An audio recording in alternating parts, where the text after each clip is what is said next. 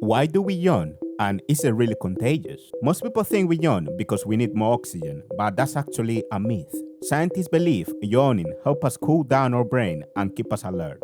And yes, yawning is contagious. Seeing, hearing, or even thinking about yawn can trigger one. It's linked to social bonding. Our brains subconsciously sync with others, kind of like empathy. Now I have talked about yawning, I bet you are fighting one right now. If you just yawn, let me know in the comments.